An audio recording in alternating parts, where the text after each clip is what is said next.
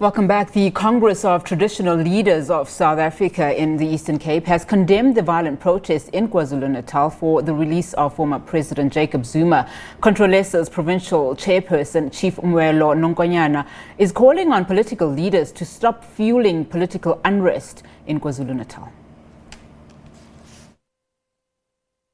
We are really concerned.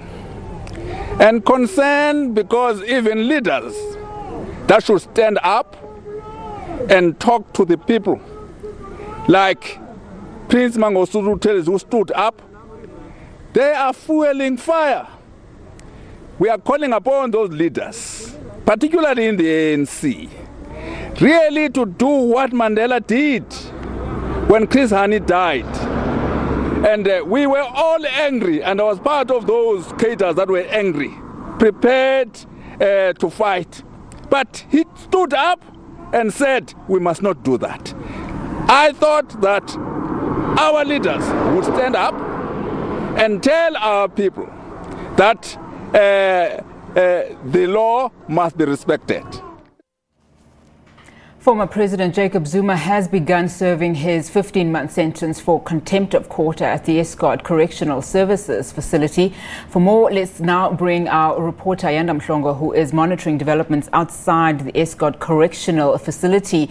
Now, Ayanda, I know that you've been deployed here, obviously, pretty much for most of the day. What's the situation there currently? A very good afternoon to you, Nat, and good afternoon to our viewers. Well, I must say that the situation is simmering down here around, in and around Estcourt. As you're saying, of course, for now, we are outside the Estcourt Correctional Facility, which is the day 3 since former President Jacob Zuma was taken into custody and has been incarcerated here. It has been quiet here outside the facility from yesterday and today, despite the protests that we've seen around this area and other parts of KwaZulu-Natal. There is still this presence by the members of the Correctional Services Department's emergency support team that have been on guard, and they are on guard, we are told, 24 hours outside this prison, closely monitoring people who are coming in and out. Of course, they are also supported by members of the South African police force that we have seen from time to time patrolling this area. Yesterday they were actually here for quite for most of the day, but today, I suppose, with so much that is taking place around the town, police have indeed had their hands full, but they have been continuously patrolling this area as well, just to ensure that none of the protesters come anywhere near this facility. Of course, the focus has largely been on what has been happening in the Estcourt town and areas around it, where since this morning there has been a protest. This road, the R103 that cuts across Estcourt, is blockaded by supporters of the former president, saying that there is going to be more violence and anarchy in the province. That's what they've been threatening if the former president is not released. And now I must say that the tensions have somewhat simmered. We've seen the crowds disperse. The fire department, local fire department here, as well as the South African Police Service members have cleared the main roads that were blockaded. We also took a drive towards Ladysmith, where they also had reports that there was going to be possible disruptions as well, and we can update our viewers that the situation is calm there as well along at the N3. Also, we took a drive just to see what is happening there. There is a lot of police deployed along the N3 highway.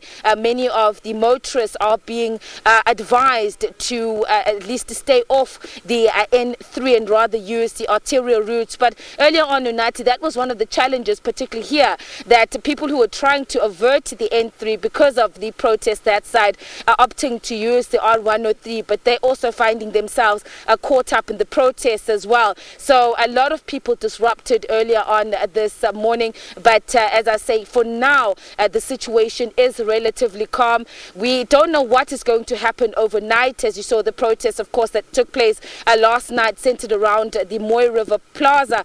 Those coming community members coming out late last night. So we are basically on alert as well, as we don't know what is going to happen as soon as it gets dark. Unathi? And that's the problem, I think, Ayanda, is that people don't actually know, or the country at least doesn't know what will happen next in KwaZulu-Natal. Now, we know that the Premier of KZN has basically said that those violent protests are unlawful, but he did say that people could protest, peacefully. But do people in KZN, especially the ones that are protesting, understand that we are under lockdown level 4, that it is a pandemic, and that protesting of any kind where people gather is illegal? Unathi, there's absolutely no regard to the lockdown regulations. In fact, even if we go back a bit to last week, I mean, you saw the scenes that were taking place in Nkandla outside the home of the former president, that despite calls by ANC leaders, by government, that people must be reminded that we are under level 4 of the lockdown regulations and such, gatherings are prohibited. But those calls falling on deaf ears. Again, here today, people simply not caring about the lockdown regulations. Even added to that, the fact that what we picked up here, Unathi, is that the local businesses really concerned about the situation, saying that the businesses have been severely impacted by COVID-19 and the lockdowns, and now comes this situation where they're now forced to close their shops, others completely closed, others open partly, but the fear that they're also afraid of possible looting and damage to their property. And a lot of people, of course, that were supposed to come through here to town. It is a Saturday, and this is an opportunity today for people to do their shopping, but because of the blockages, people were unable to do that. So a total disregard of the lockdown regulations. They are adamant that what they want to see is former President Jacob Zuma being released from prison, failing which these protests are going to continue.